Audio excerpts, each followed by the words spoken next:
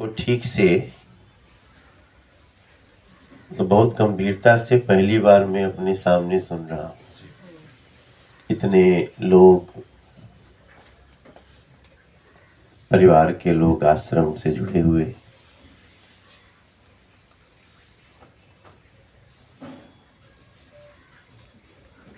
दो लोग, चार लोग कभी कभार मिले हैं हमको, कहीं रास्ते में मिल गए या कहीं कार्यक्रम में गए तो वहाँ मिल गए, लेकिन इतना डिटेल में पहली बार हमको ये विषय मेरे ध्यान में लाया जा रहा है। वैसे मैं आपको बताऊं कि मैं स्वयं जब जब सुनता हूं, मैं बड़ा पीड़ा में भी होता हूं, बड़ा चिंतित भी होता हूं।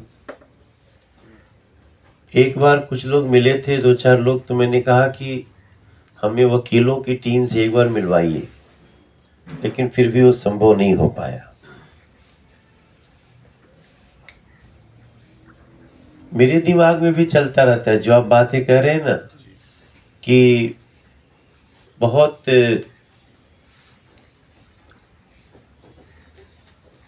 ऐसे ऐसे लोगों को भी पैरोल मिला है जो कई बार मुझे भी लगता है कि मामला सब कुछ बड़ा स्पष्ट दिखता है, फिर भी कैसे ऐसे लोगों को पैरोल मिलता है। और मैं प्रत्यक्षता तो अभी बापूजी से नहीं मिला, लेकिन मैं 3 बार उनके समागम में गया हूँ, जब मैं बहुत शुरुआती समय की बात है, दूर से सुना हूँ। अच्छा ठीक है, तो वो लोग रुकेंगे थोड़ा देर?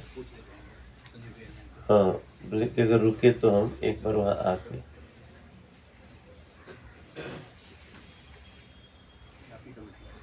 ठीक है, हम चल रहे हैं। तो बड़ा पीड़ा का विषय तो है,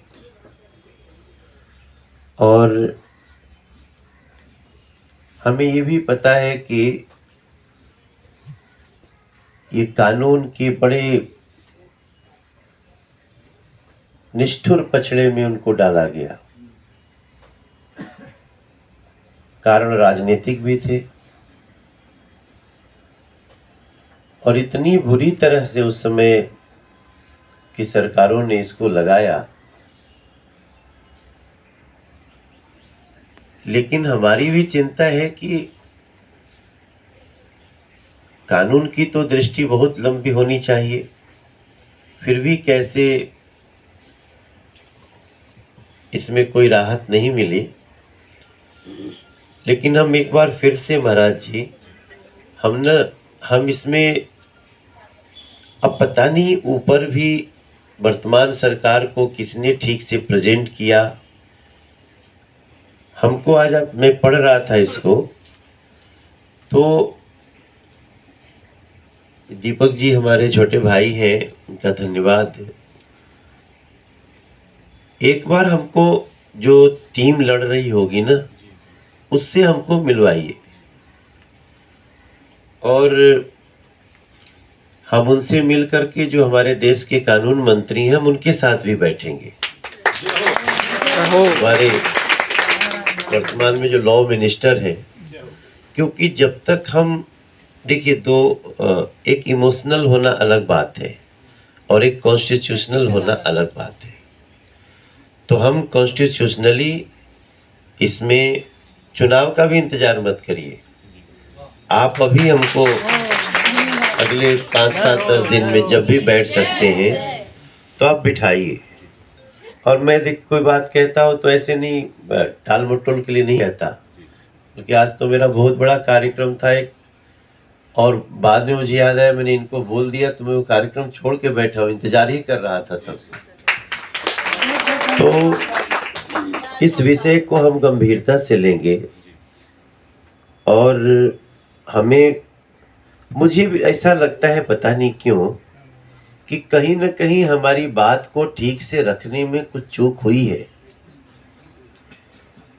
ठीक है, वो सामने जो षड्यंत्रकारी हैं, कितने भी वो ताकतवर उस समय थे, उन्होंने जो धाराएं, जो सिचुएशन जो भी लगाए हैं, और सबसे बड़े मुझे ये देखना है कि ऐसा क्या चीज उन्होंने किया जिसको कोर्ट भी नहीं समझ पाए।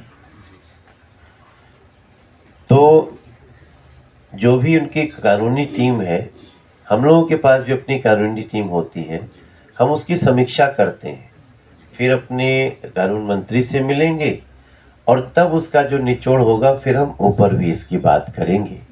इस बात को रखते हैं। अभी हम तो आश्रम वगैरह में भी कभी नहीं जा पाए ना, तुम बुलाए नहीं। कहाँ?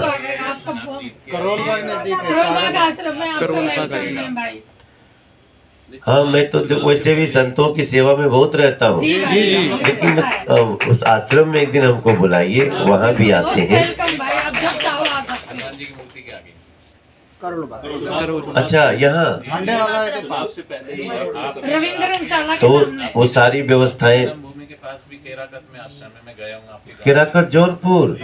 अरे मैं गया हूँ, यात्रा निकालूँ आपके यहाँ पे। मैं पूरे देश भर में घूमते रहता हूँ, उत्तर प्रदेश में। भैया बहुत बड़ा नाम नहीं तो गोमती नदी के तट पे। चलिए इसको